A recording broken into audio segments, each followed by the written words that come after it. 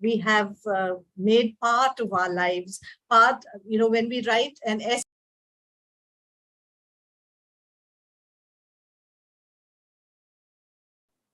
Hello.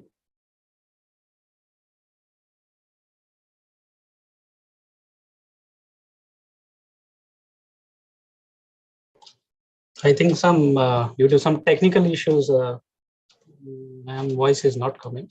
Let me check if she's here. Yeah. Connection is lost, perhaps. Yeah. Okay. So shall we? Yeah, please go ahead. Let us continue with the program. There is a ma'am back, I guess. Back? Okay. I'm terribly sorry. I just got cut off. Okay.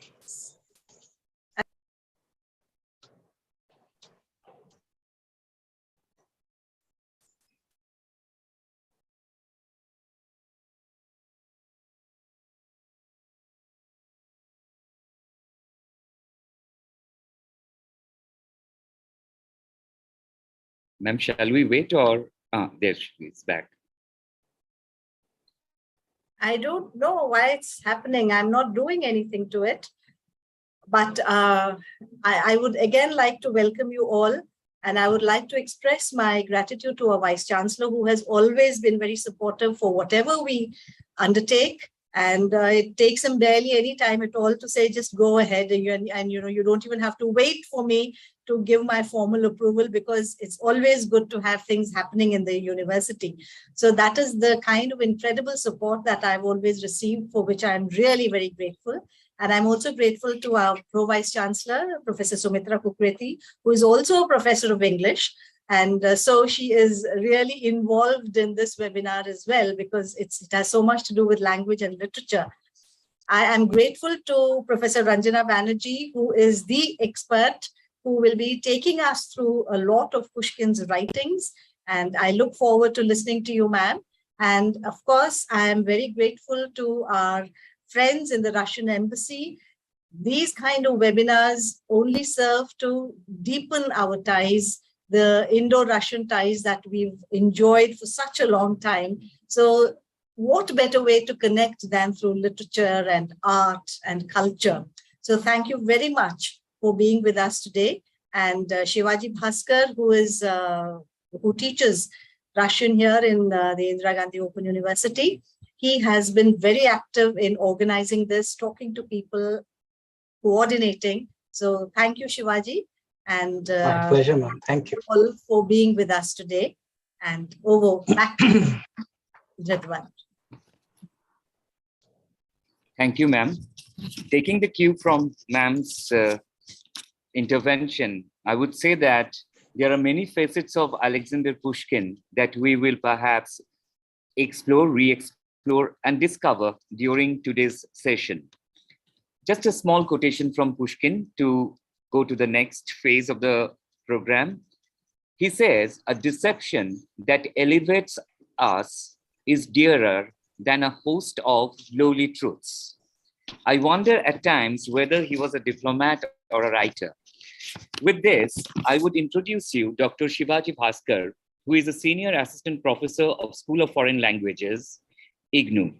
He is an expert of Russian language, literature, and civilization, but his expertise on didactics of foreign language goes beyond the confines of Russian, as he has designed and developed Japanese and Korean language programs for our school. Dr. Bhaskar's interest about Pushkin goes back in 2011, when he organized a national seminar on the same day, that is 6th of June, and again in 2019, at his behest, the School of Foreign Languages celebrated Russian language. Now, may I request, sir, to deliver your introductory message, sir. Thank you so much, Dastavsky, for a wonderful introduction.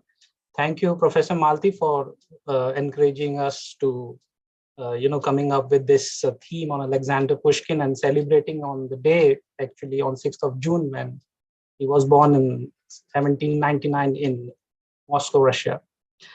I'm really grateful to our friends and distinguished guests from the Russian embassy for readily accepting our invitation. And today we are meeting here online. Special thanks to our Vice Chancellor, sir, and Kukreti ma'am, our Vice Chancellor, and everyone for encouraging us thoroughly. Alexander Pushkin, as Professor Malti Mathur ma'am rightly said, that he is beyond Russian literature. He belongs to the world literature.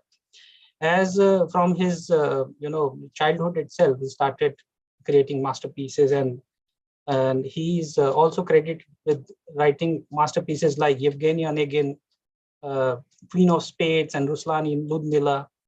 Many more such great works of fiction. Pushkin's relation with the Tsarist regime is also very interesting. During that time, he could gather that much courage to write on themes like politics and many other, which actually brought him into the limelight. As well as Pushkin occupies a unique place in Russian literature. It's not just that Russians and people who speak Russian, they love him. People across all discipline, across all subject, across all universities, and in almost everywhere, he is celebrated today. And perhaps as we speak, there is a program going on in the Russian Culture Center as well, and celebrating this great Russian writer, author, and playwright. His life as well as his work has acquired mythical status. Pushkin's sacred status itself been parodied by Russian authors, including the satirist Mikhail, Daniel Khams, and Andrei Sinyavsky. Indeed, Pushkin is truly one of the world's most accomplished poets. His verse, however, which relies the author's perfect control of form, tone, and language, does not read well in translation. That is why we are endeavoring to bring language programs of higher level so that our students, our present students and prospective students can also learn the language and read the work in original instead of reading it in translation. Another important point about Pushkin's is that Pushkin's narrative poems, including Sigani, which means the gypsy, which considers the meaning of the freedom, in which the plot is mere excuse or parody of literary forms and conventions, such as in Domik I Kolomne, which means little house in Kolomna. Most famously written in 1833, The Bronze Horseman, which reflects to the Peter the Great. And let me tell you that Peter the Great, he acquired such a place in the Russian history. The city of St. Petersburg as the capital of the Imperial Russia was founded by him. During that time, lots of work was done. And Pushkin has been credited with such ideas, where he has written a special work like the Bronze Horseman. Pushkin's greatest work, probably the Yevgeny Onegin, which is read as Eugene Onegin in English, is the first truly great Russian novel and the source of countless themes and images in Russian fiction. I am sure that with this, and our students and our friends who are interested in Russian literature and language, they will draw more inspiration, and very few, in a few days ahead, we will come up with such more themes, with such more webinars, with the permission, of course, from our director and our authorities in ICNO. With this, thank you.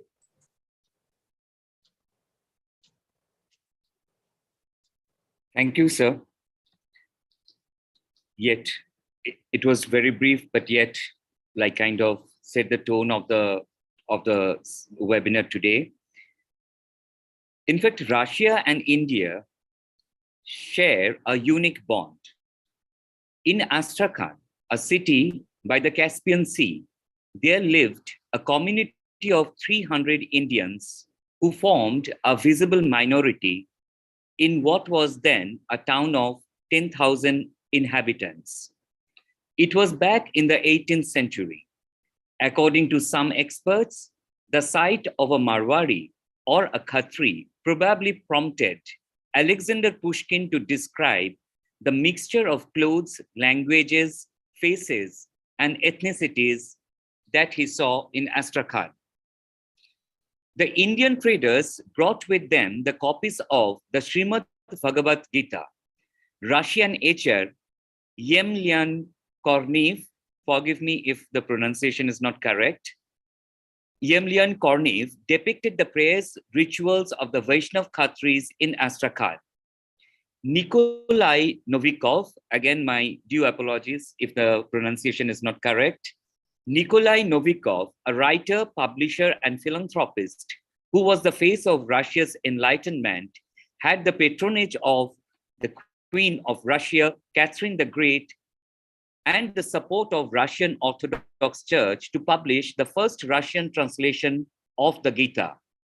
This is just an example of the cultural relation between India and Russia. Today, the Embassy of Russian Federation is actively contributing in the field of Russian language, literature, culture through its cultural network. As we speak here, the Russian Language Day is also being celebrated across the Russian Embassy Culture Centers. We have as our distinguished guest, Mr. Mikhail Chitrov, Counselor, Embassy of Russian Federation in New Delhi. We would also like to thank you and your embassy for the constant support to our school with pedagogical and cultural materials. May I now request Mr. Chitrov to deliver his address.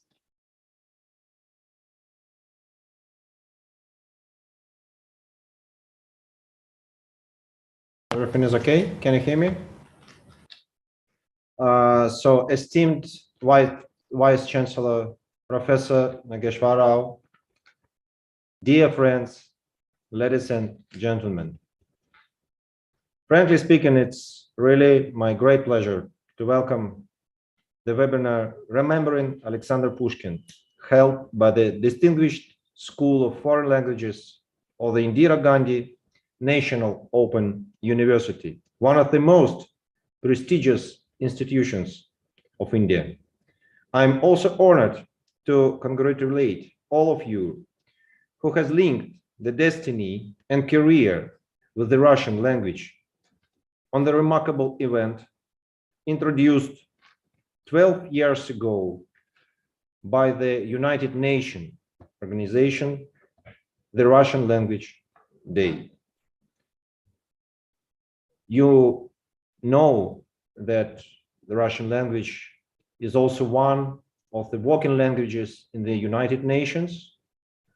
And I would like to bring to your kind notice that it's also the language of cosmonauts and astronauts on the International Space Station. People also use the Russian language as a language of common communications. This date, 6th of June, coincides with the birthday of the great Russian poet, dramaturg, and writer Alexander Pushkin. And the following speakers will tell us and already told about his legacy in the Russian literature, which is known to everyone who loves Russian language, which was further developed and enriched by such an outstanding writers as Leo Tolstoy, Dostoevsky, Turgenev, and many others. Supporting studies of Russian language and literature in India has always been one of the priority missions for the embassy here and the network of the Russian houses in India. Of course, our strategic partnership is unimaginable without the decades-long work of Russian language professors, scholars, translators, who have educated the generation of our country's friends here. Thank you so much, everybody. What Russian language can offer to Indian young generation today?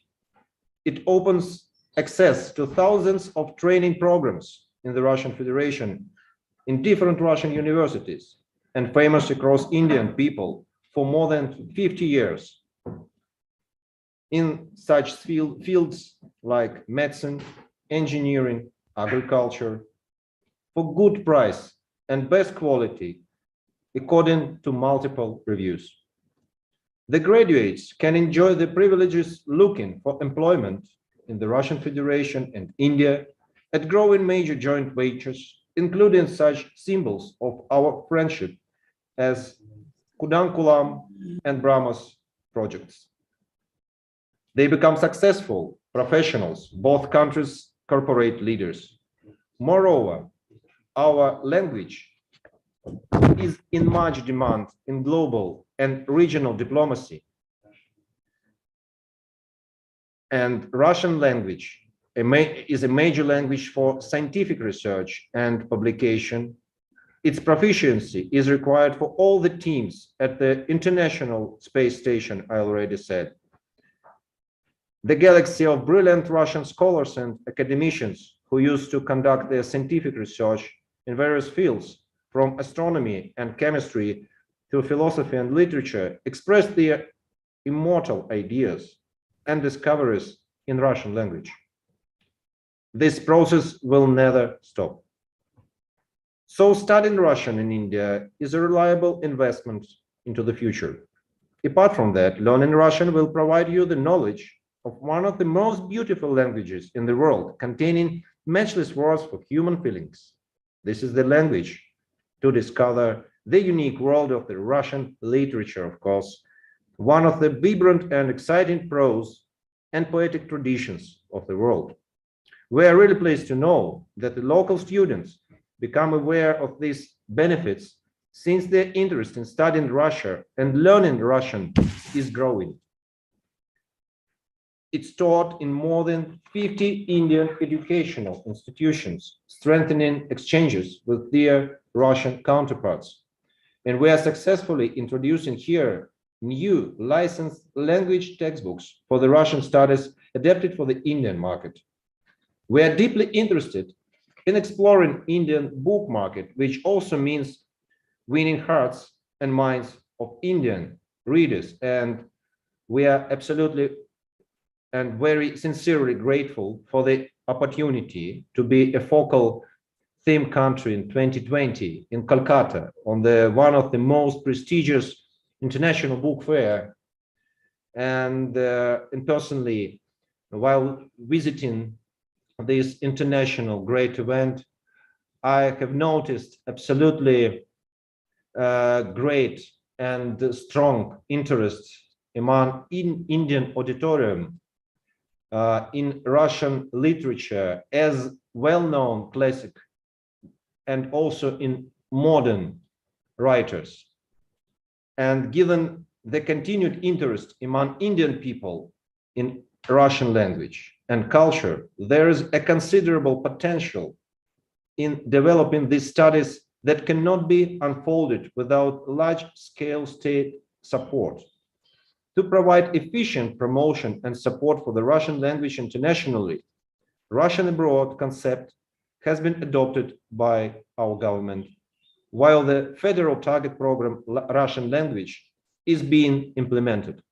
We welcome the talks between Jawaharlal Nehru University and Ruski Mir State Foundation, supported by Indoprial, on starting Russian studies at this high status university be held by a Russian professor. What else can the two countries offer to Russian language learners and professors here in India? As one of such measures, we suggest introduction of the Russian language into the official curriculum of Indian secondary schools by signing the relevant intergovernmental agreement. We are also ready to look into proposals to assign Russian language professors to local universities here and schools on a rotational basis to restart the publication of Russian classical and modern literature in India. Dear friends, dear friends, I wish every success to the participants of the webinar and to all the professors who share with Indian people their knowledge of the language, which has substantially contributed to the development of the world civilization. Thank you so much. On behalf of IGNOU, on behalf of School of Foreign Languages, I would like to thank Mr. Chitrov for this wonderful presentation. Of course, as you have said, 1984 Soyuz mission, which had an Indian astronaut. We all remember, we all cherish those moments of history. And all your suggestions we have listened to, we have noted. And we really thank you for this wonderful presentation you made. Now, coming back to Alexander Pushkin, among many of the enterprises that Alexander Pushkin undertook in his life, there was a literary magazine called Superfluous, which can be translated in English as The Contemporary. And this magazine was one of the first magazines to publish Charles Dickens in Russian. This brings us a link to Alexander Pushkin and English literature. On this note, I would like to introduce our Pro Vice Chancellor, Professor Sumita Kukreti, who is an outstanding scholar of T.S. Eliot, contemporary English women literature, and also teaching of English language. She has authored many books and she has many papers on literature, English teaching. Ma'am, may I now request you, may I call on you to deliver your special address, please. Thank you, Dr. Tato. Honorable Vice Chancellor IGNOU, Professor Nageshwar Raoji, my fellow Pro Vice Chancellors, our guests today, Mr. Mikhail Kryuchkov, Counselor, Embassy of the Russian Federation, Professor Ranjana Banerjee from JNU, Professor Malti Mathur, Director SOFL, directors from various schools, Dr. Shivaji Bhaskar, and all the participants. A very good afternoon to one and all. At the outset, I would like to congratulate Director SOFL and all the faculty members of the school for organizing this webinar on Alexander Pushkin. Known as the father of Russian literature and the founder of modern Russian language, the credit to introduce Romanticism and Russian writing goes to Pushkin. And as Mr. Mikhail Chuturov told us about culture and literary traditions of Russia, which is very, very informative and inspiring. He also told us about the various efforts by Russian government to promote Russian language and literature. As we all know that Pushkin, Leo Tolstoy, Maxim Gorky, Dostoevsky are some of the great writers, and as student of literature, most of us have read these authors in translation, if not in the original. Among them, Pushkin is considered by many to be the greatest Russian poet and the founder of modern Russian literature. Critics consider many of his works a masterpiece. Pushkin inspired the genre of folk tales and writings of other authors like Maxim Gorky. His use of Russian quite at the same time formed the basis of the style of novelists like Ivan Turgenev and Leo Tolstoy. In 2010, UNESCO declared 6 June, Pushkin's birthday, as the Russian Language Day. I'm happy that the School of Foreign Languages is organizing this webinar to commemorate 223rd birth anniversary of this renowned 19th century Russian poet, playwright, and novelist. I thank Russian Embassy and Mr. Mikhail Chuturov in particular for kind cooperation to School of Foreign Languages that made this event meaningful. I'm sure that the lecture by Professor Ranjana Banerjee on Russian literature and the legacy of Alexander Pushkin would transport the participants into the world of Russian literature, reinvigorating their interest in it. The director and the entire school deserve accolade for organizing this webinar on Alexander Pushkin. Once again, I congratulate the school and all the members who are associated with this webinar. Thanks to all. Over to you, Dr. Tato. Thank you, ma'am. Your words of encouragement will really help us. Thank you, ma'am, again. Pushkin was a polyglot.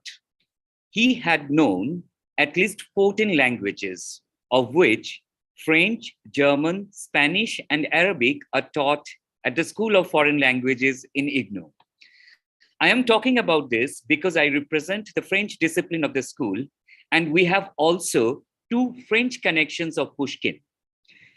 Pushkin was highly inspired by the French Enlightenment and Voltaire, whom he called the bearer of the lamp of philosophy to the dark archives of history.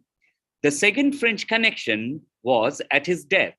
He died in a duel with his wife's sister's husband, Georges Dantes, who was a Frenchman. In fact, Pushkin's life is no less intriguing than his own writings. And to discover this, now I would like to present Professor Ranjan Abaniji from Center of Russian Studies, Jawaharlal Nehru University. Professor Banerjee did her master's in philology from the People's Friendship University and earned her doctoral title from the Institute of Oriental Studies, Academy of Sciences, Moscow. Needless to mention that she is the author of several academic and literary works.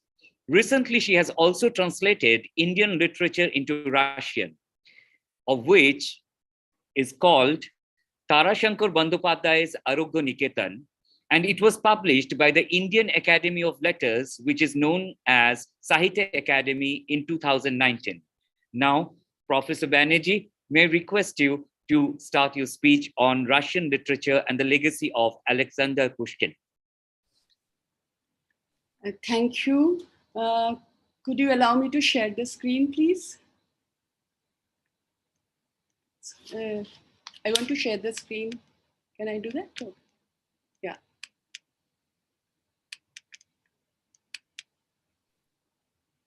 Is it visible? Yes. Yeah, okay, fine. So, good afternoon all. First of all, I would like to thank Professor Malti Mathur, the director of School of Foreign Languages, for inviting me to give a talk on the occasion of the birth anniversary of Alexander Pushkin. It is indeed a very big occasion. Alexander Pushkin resides in the heart of, if not all, majority of Russians and Russian speakers. In every occasion, be it an informal gathering or an official event, Pushkin's lines from Pushkin's works resonates. As we, Bengalis say, that we don't need a reason to remember Rabindranath Tagore. He has become an integral part of our life. Similarly, the Russians don't need a reason to remember Pushkin. So I would start my talk with a brief introduction on Pushkin's life and creative journey. So Pushkin, as you know, was born on 6th of June, 1799. His father, Sergei Lubovich, hailed from a noble family. And his mother, Nadezhda Osipovna, actually belonged to an Abyssinian family. His great-grandfather came from Constantinople along with the slaves during Peter the Great's time. And thereafter, he became very close to Peter the Great. Pushkin, in fact, immortalized his great-grandfather in one of his novels, The Black Moor of Peter the Great, which unfortunately was an incomplete novel. So coming back to Pushkin's life, Pushkin started learning French very early. We're talking about French. So here I am, why I'm saying this, because you should know that French literature and culture had a huge impact on the Russian elites from the beginning of 19th century. The Russian elites, they were not only following the trends, they were not only following the fashion, they were not only reading French literature, they made French the mode of communication amongst themselves. As English is here, so you will understand. So they used to converse amongst themselves in French, not in Russian. The impact of French that time was more than Russian amongst the elites.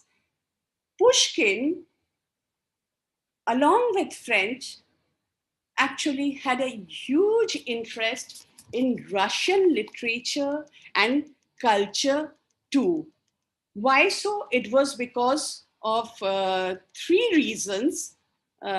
Just a second. Yeah, the first reason was, sorry. Yeah. So the first reason was that Pushkin was brought up by a Russian nanny. Her name was Arina Radionovna. And it was she who had introduced Pushkin to Russian folklore, folk culture. And it was she who taught Pushkin to love the Russian people. And she inculcated the interest towards Russian literature and culture in Pushkin.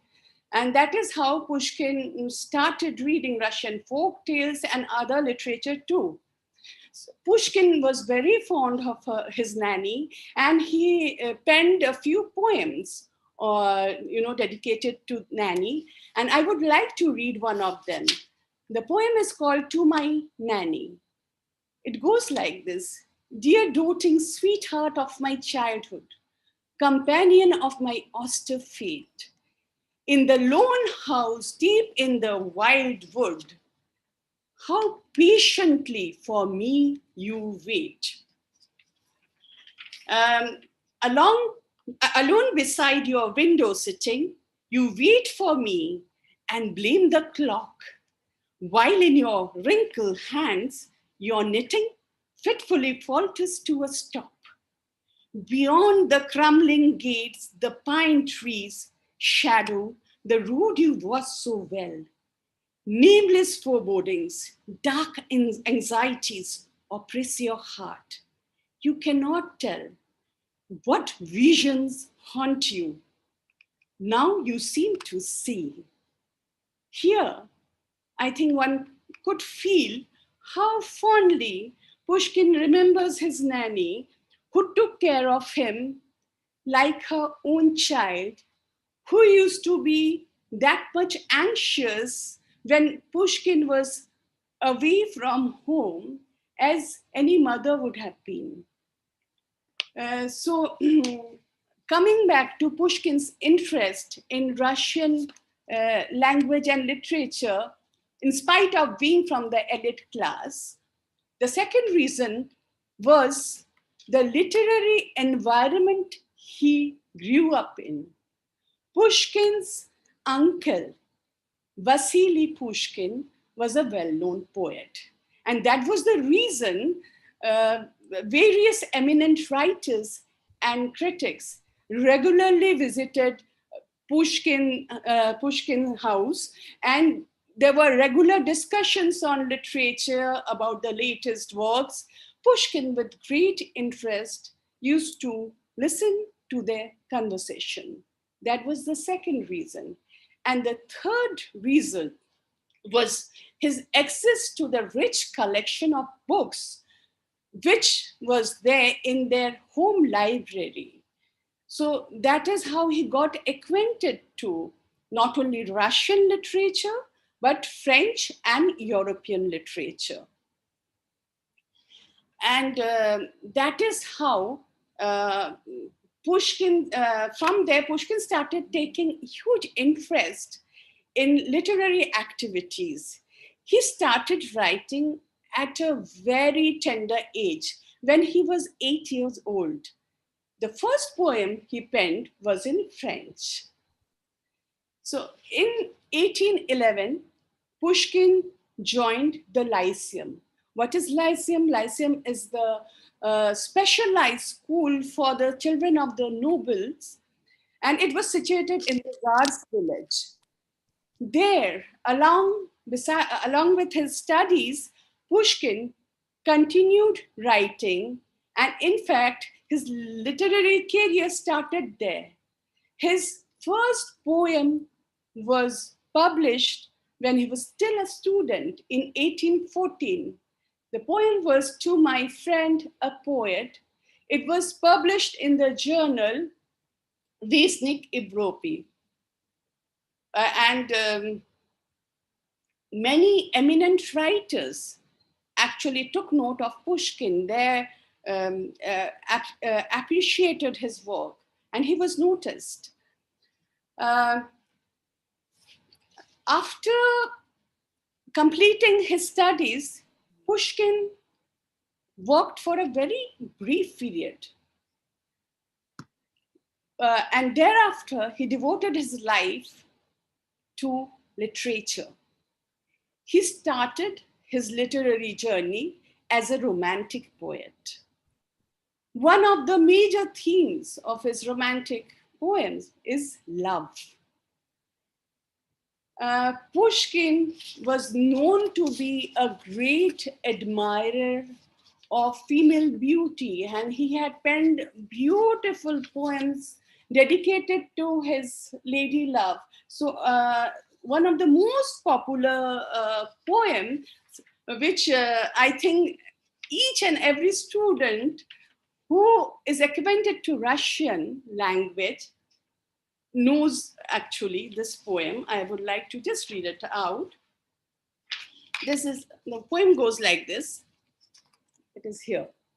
Yeah. I loved you once. Perhaps that love has yet to die down thoroughly within my soul. But let it not dismay you any longer. I have no wish to cause you any sorrow. I loved you quietly, without a hope, tortured at times by shyness, tortured at times by jealousy. I loved you with such tenderness and candor, and pray God grants you to be loved that way again. So this is a beautiful artistic expression of unrequited love.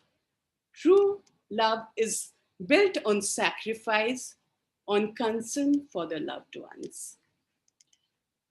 So the other significant theme of his romantic verses is freedom. These verses were penned under the influence of the Decembrist and Decembrist movement. Who are the Decembrists? Decembrists are the liberal-minded nobles who raised their voice against the Tsar's autocracy and serfdom. Serfdom, if you don't know, I would just like to, for those who are here, I would just like to tell Russia was a feudal country. And the peasants there mostly were serfs.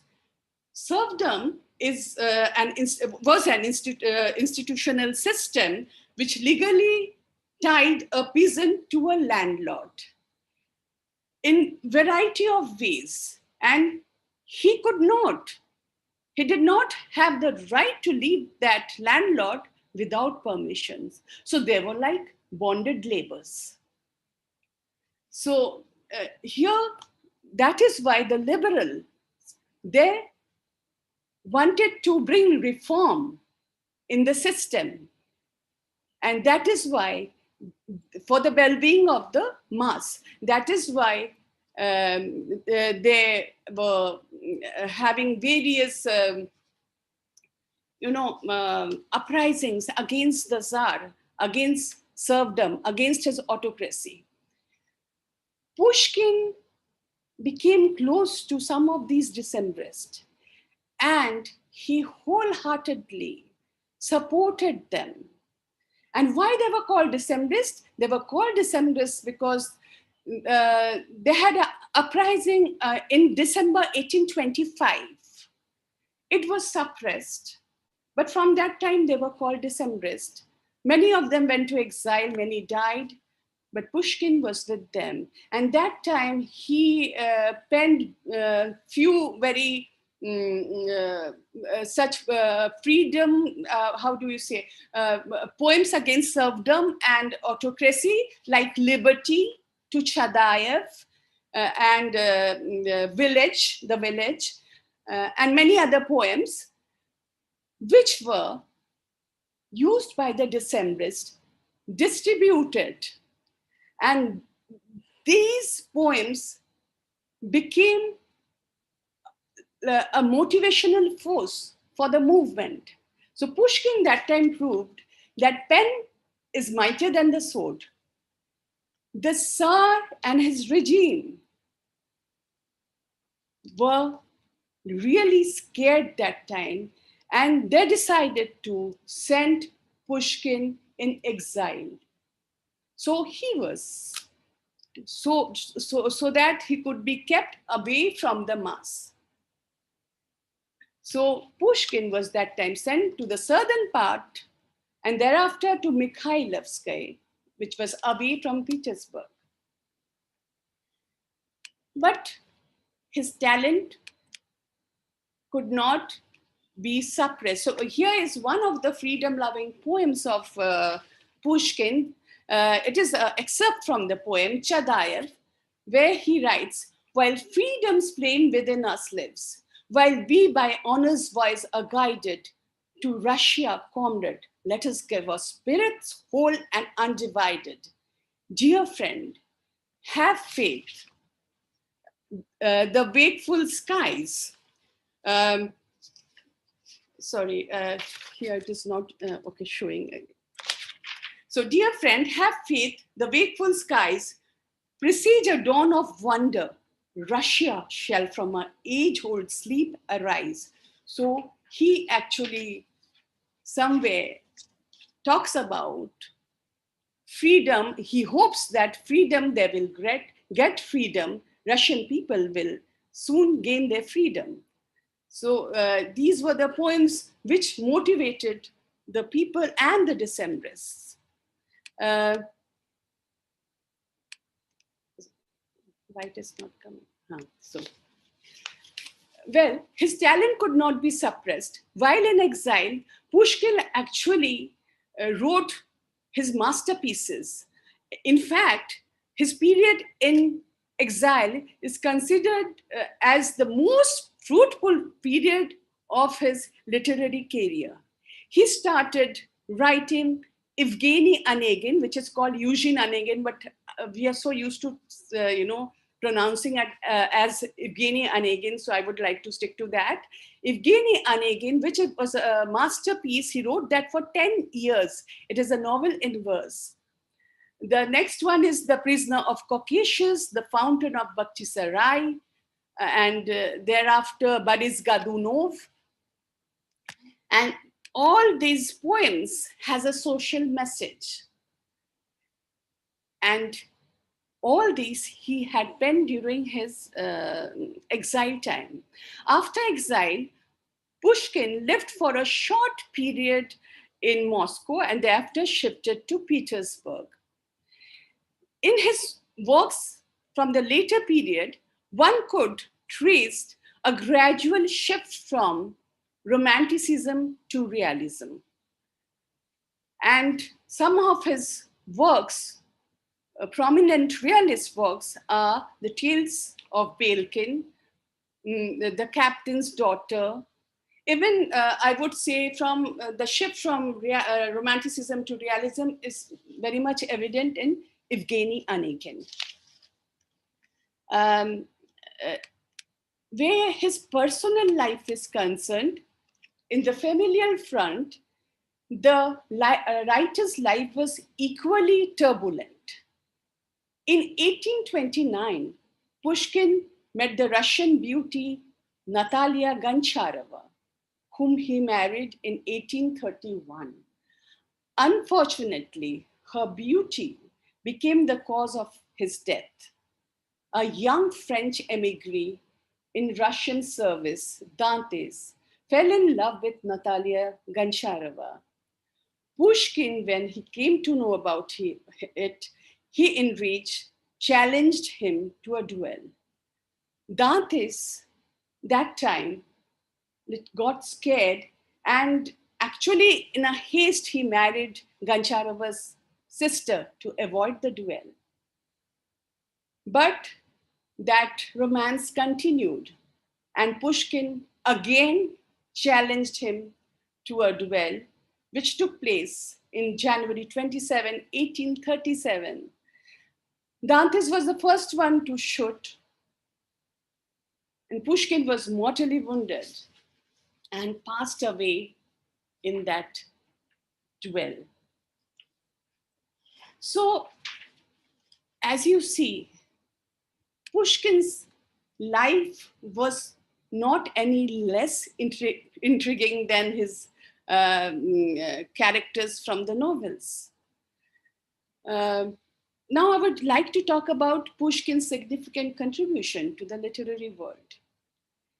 The eminent writer Maxim Gorky rightly marked that Pushkin is the beginning of all beginnings. Yes, from Pushkin, the modern Russian literature starts.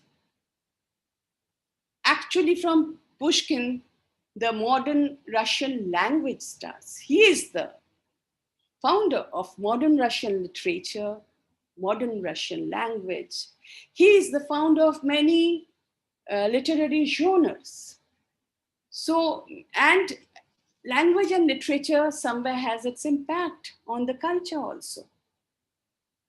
So, he had a lot of impact, huge impact on Russian language, literature, culture. He simplified the language, Russian language. He explored various new genres, such as novel in verse, which is Evgeny Onegin, the novel in prose, Captain's Daughter, the historical drama, Boris Godunov, the genre of story, the tales of Belkin, and novella, that is the Queen of Spades. He innovated new metric system in verse, which is called Onegin stanza. And it was used later by many writers. Onegin stanza, as you understand, it was used in Evgeny Onegin. His novel in verse, Evgeny Onegin, was the first Russian work to explore the contemporary society as its subject matter and paved the way for Russian realistic novel. The contemporary society was actually explored by previous writers also, but Pushkin actually encompassed the whole, what do you say, he gave a very wide picture of Russia, and that is why Belinsky actually defined it as the encyclopedia of Russian society. Other than that, Pushkin was the first one to present few typical characters prevalent in the Russian society of that time. The first one was the superfluous man. What is superfluous man? I would say the superfluous man is mostly traced in the turbulent period of transition. He's usually from the privileged class. He is talented, liberal-minded, and he actually is not willing to accept the regressive norms, but at the same time, he is not able to stand up against it. As a result, he cannot take the initiative to stand up against it. As a result, he is unable to find a grounding in the society. He becomes passive, many a times egoistical. And his means of escape, very often we see, is in gambling, in drinking, and in romantic intrigues. His life usually ends in a tragic note.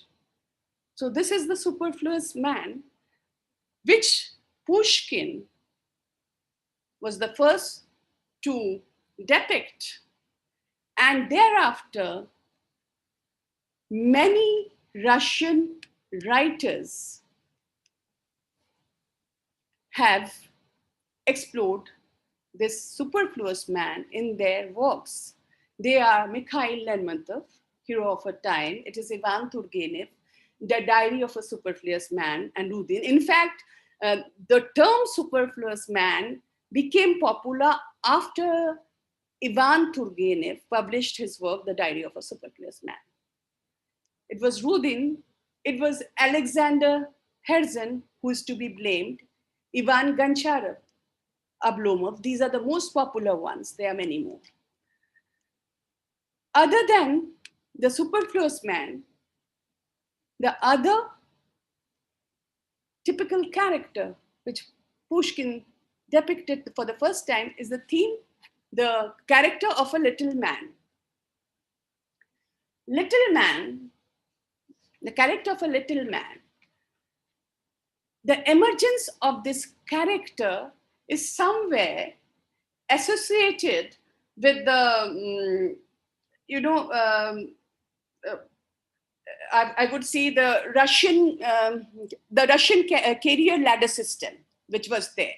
It is associated to that, and it is actually, it denotes the official from the lower ranking who actually suffered due to lack of means, lack of confidence, lack of self-esteem, lack of right, and mostly burdened with various liabilities. So this character of little man was again taken and explored by many of his successors. So first it was, of course, Gogol in the novel Overcoat and Notes of a Madman. It was Mikhail Dastavsky in Poor People and Crime and Punishment. It was Anton Chekhov, Death of an Official, and The Fat and the Thin. These are the most popular ones again. There are many more. And in 20th century also, the theme of the little man is well explored by writers like Mikhail Zoshenka and Vasily Shukshin. Now, I would like to talk about why we are talking about Pushkin in India, and did Pushkin's work leave an impact on Indian writers? So first I will talk about the writer who actually was influenced by Pushkin. So I personally got only one such evidence. It is Vikram Seth's first novel, The Golden Gate. It is actually written in, it is also a novel in verse. He was influenced by Pushkin's Evgeny Onegin, and impressed by his work, he wrote this Golden Gate, where he used the Onegin stanza. That means the metric system was the same as Pushkin had used. And he himself has said that I would never have become a writer if not Evgeny Onegin in a beautiful translation of Charles Johnston. Now, I would talk about the indirect influence. Pushkin, as I said, I did not find such evidences of his direct influence, but indirectly, I feel he had influenced the Indian writers, like the theme of a little man. As I said, after Pushkin, many used Gogol, Dostoevsky, Chekhov, and Chekhov had really left an impact on many Indian writers. Premchand is one of them. So we came across one of Premchand's story, Guli Danda. And that Guli Danda if you read Chekhov's The Thin and the Fat, the fat and the thin, you will find a striking resemblance. And the aim of the author was also the same, to show the psychology of inferiority complex which they go through, the bureaucracy which exists, and that servility. The theme of servility is there. So here I would say it is quite possible Premchand had under the influence of Chekhov has written it, because Premchand was influenced by Chekhov, and Chekhov had taken from Pushkin. So here I would say this is the indirect influence of Pushkin. Talking about the other theme, Superfluous Man. Yes, Superfluous Man is there in Indian literature too. One of the very popular character is Devdas of Sharachandra. He has all the characteristic features of superfluous man. He is a superfluous man. Here, of course, I'm not sure whether Sharachandra was introduced to Pushkin's work or works of, maybe he knew, he had read Turgenev's works, but regarding Pushkin, I'm not sure. But here, it is significant because there are typological affinities. Even if there is not any, if there's no influence, then we can definitely trace typological affinities in the societies because of that similar kind of characters come out. So here, that's why it is very interesting to draw comparative analysis between these two characters, the superfluous characters of Superfluous Man. This is what I would like to say. And the third part of my talk is on the concept of Pushkiniana. What is Pushkiniana? Pushkin died when he was in the peak of his career. And the death of Pushkin could not obliterate his name. On the contrary, the writers wanted to know more of him. As a result, Pushkin's character and Pushkin's literary characters became a subject matter of the works of the writers from the following successive period.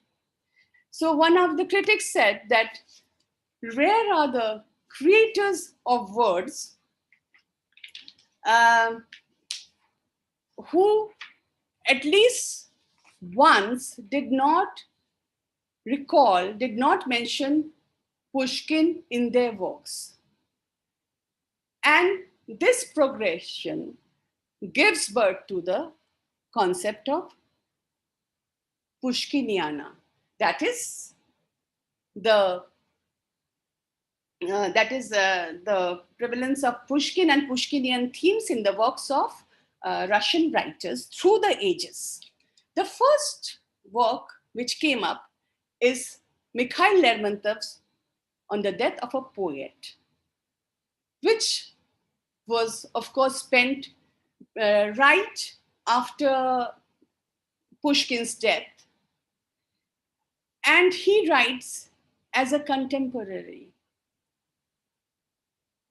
The other writer in whose works we see the image of Pushkin is A.N. Apokhin, the 19th October of the year of 1858. The motive of the writer here was that to remind of the great loss of the Russians because of Pushkin's death. Amongst the non-fictional works on Pushkin, I would like to talk about Mikhail Dostoevsky's historic speech on Pushkin's birth anniversary on the occasion of unveiling his statue. Where he says that Pushkin is an extraordinary phenomena and perhaps the unique phenomena of the Russian spirit. That was said by Gogol. And Dostoevsky, fully supporting that, adds that he was also a prophetic phenomena. Pushkin came to us as a new guiding light, a brilliant illumination of a dark way. So from his speech, you can well imagine how he actually valued Pushkin and Pushkin's work, appreciated Pushkin. The treatment of Pushkin and his works by the writers, modernist writers, from the end of 19th century and beginning of 20th century, ran to extremes.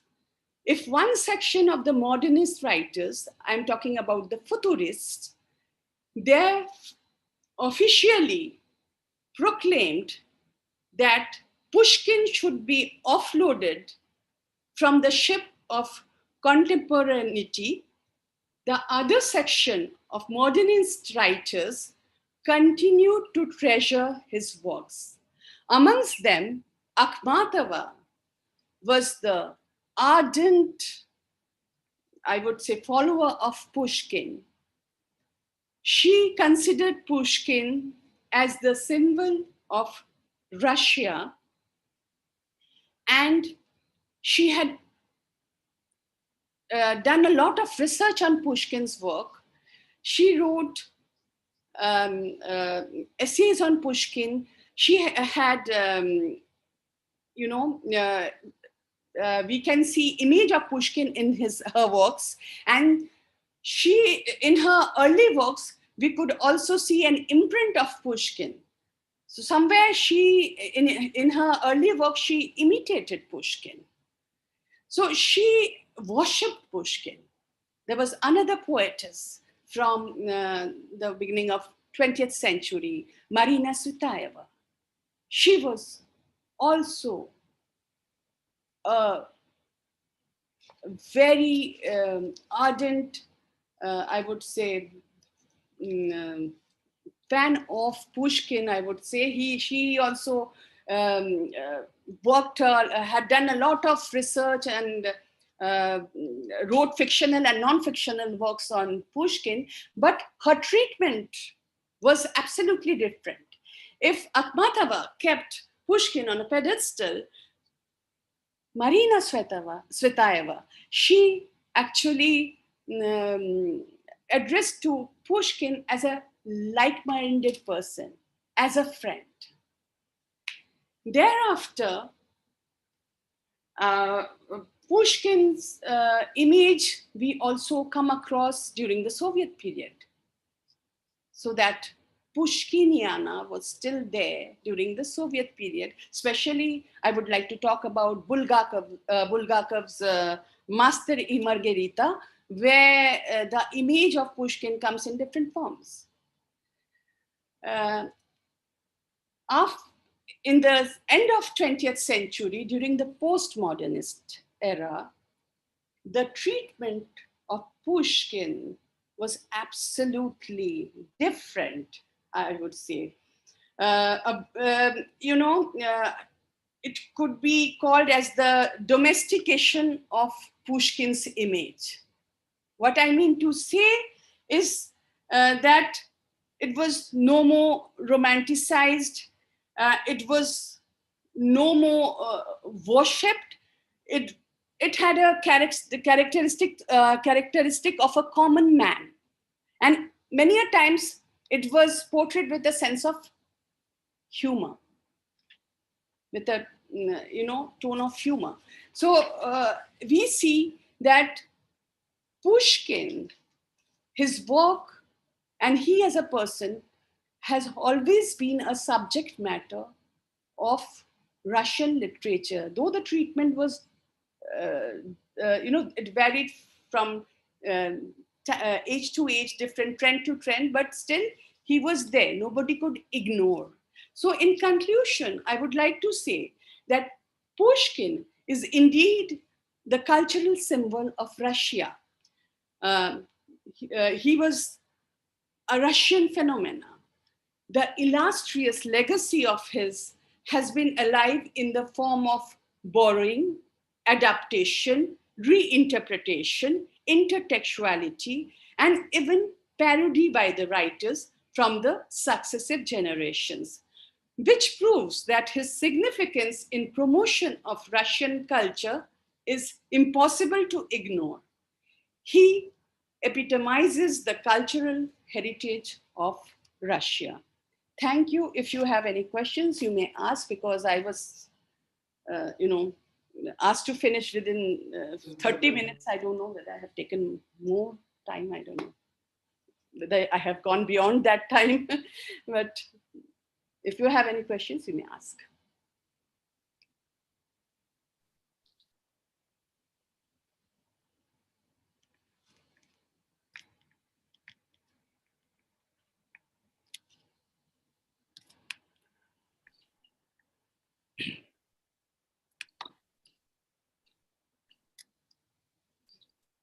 Thank you, ma'am, for this wonderful presentation. We started with Pushkin's life, and slowly we actually did a lovely trajectory from Pushkin's own period up to the postmoderns, as you have said. I don't know if anybody has any question to ask, or in that case, I shall otherwise proceed to the next part of it. Ranjana, would you please stop sharing your screen, please? Oh, okay, yeah, sure. I will just do it. Just a second.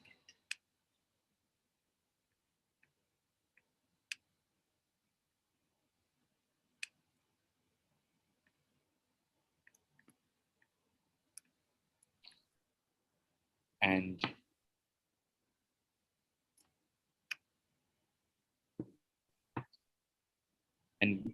so I just wanted to make sure that if our Vice Chancellor is already in, ma'am, Professor Mathur, any idea? No. Yes, sir. Are you joining us?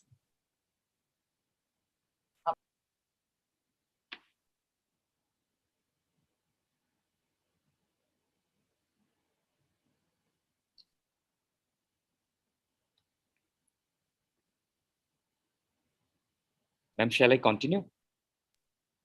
Yes, Tato. Yeah. I just spoke to him. Yeah. And he was with us for a while, but he has left to go to another meeting now. Okay, so I think we can proceed. Okay, so in fact, as I was also expecting our Vice Chancellor to give a speech, and in your intervention, Professor Banerjee, you talked about the lycée where Pushkin studied. In fact, that is a very important point, even from an institutional point of view for IGNOU, because Lycée Français is globally known for its quality of education, and mostly the diplomats, aristocrats, and nobles, they go there. In the present day India, democratizing the education has been a main theme. And actually, I was trying to hint at the institutional effort that we have undertaken at the Indira Gandhi National Open University with national education policy. In fact, that quality education, which used to be perhaps only available at certain institutions, that IGNOU is a part of, because I would just take this opportunity to talk about this national education policy, and IGNOU is a nodal point in that revolutionary endeavor under the leadership of our Vice Chancellor, Professor Nageshwar Rao. And in his absence, then may I ask our Pro-Vice Chancellor to say something, or shall we proceed to the vote of thanks, sir?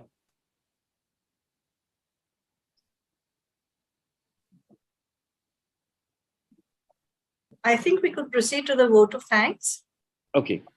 Okay, then may I now call upon Dr. Janani V, who is my colleague and consultant of School of Foreign Languages and interpreter and a literary translator, to offer the vote of thanks on behalf of School of Foreign Languages. Dr. Janani.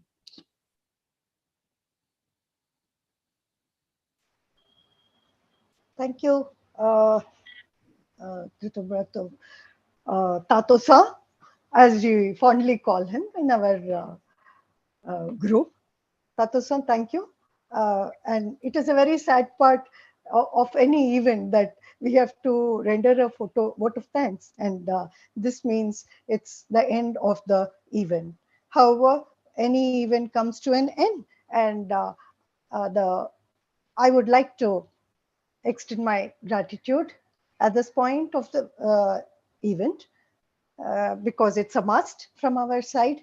And without the encouragement and support of the August gathering of this webinar, this event wouldn't have been possible.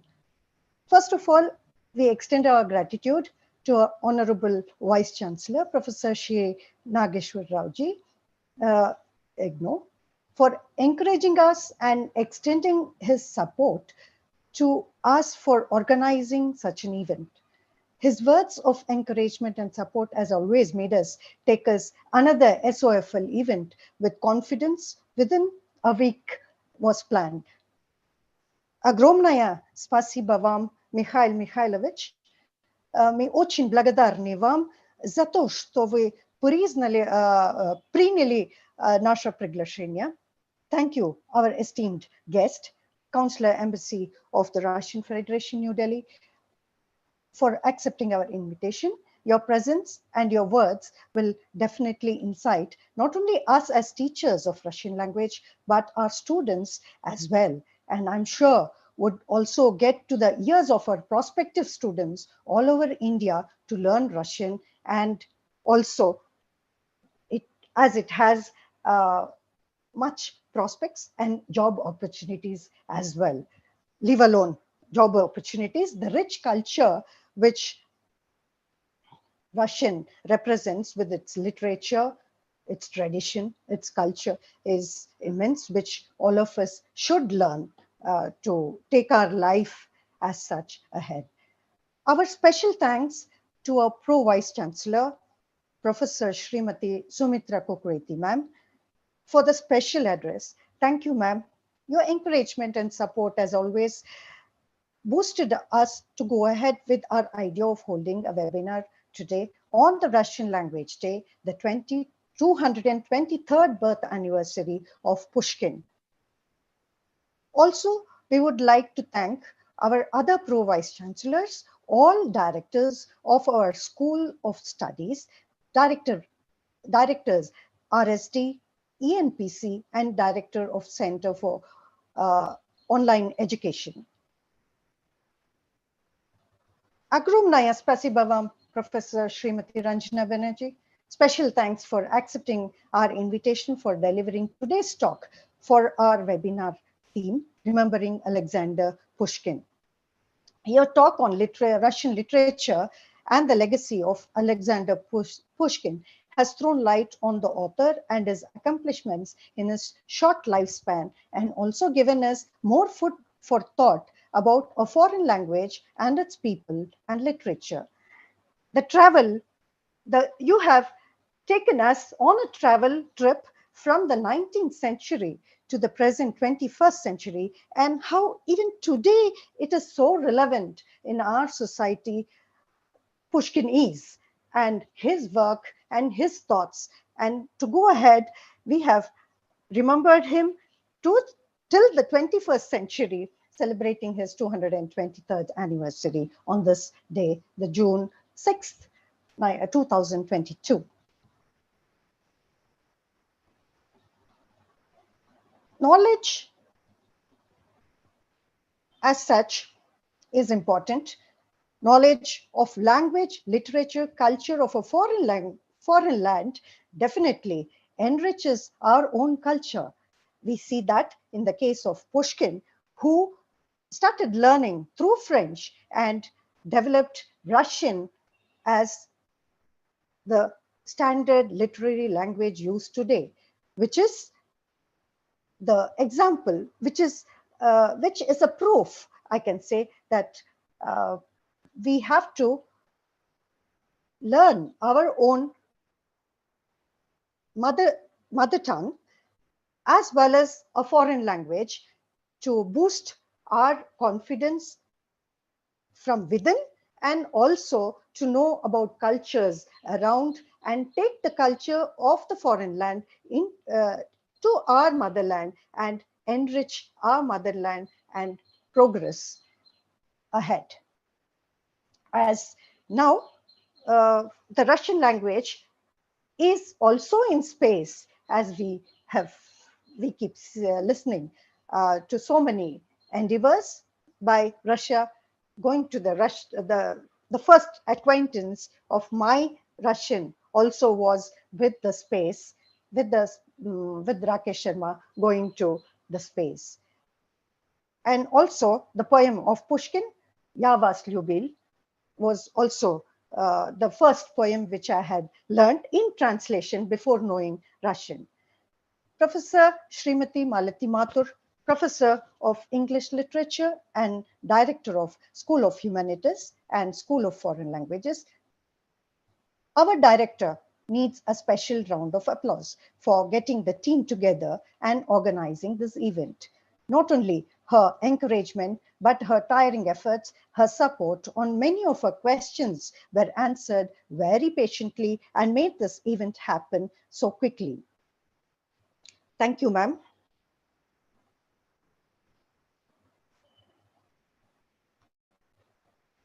Without mentioning the last person, but not the least, it's our program coordinator and faculty, Mr. Shivaji Bhaskarji of School of Foreign Languages, who needs a special mention of thanks to. Thank you, Shivaji Bhaskarji, for your availability throughout and anytime and making this event happen. Without technical support, and especially the webinar that needs the online support, we would have gone nowhere. So our special thanks to them too. Colleagues, thank you, ma'am. We are missing your sweet smile and face also. I'll show it once this is done. Colleagues from regional centers, colleagues from SOFL, friends and prospective learners of Russian, thank you for your support and participation. And of course, the pleasant voice of our moderator took us through the event. And thank you so much, Tato-san, for your wonderful moderation throughout the event. And this comes to a conclusion of the event. And thank you so much. Hope we organize more webinars and we get insights of more knowledge ahead. I too wait eagerly for such webinars. Thank you.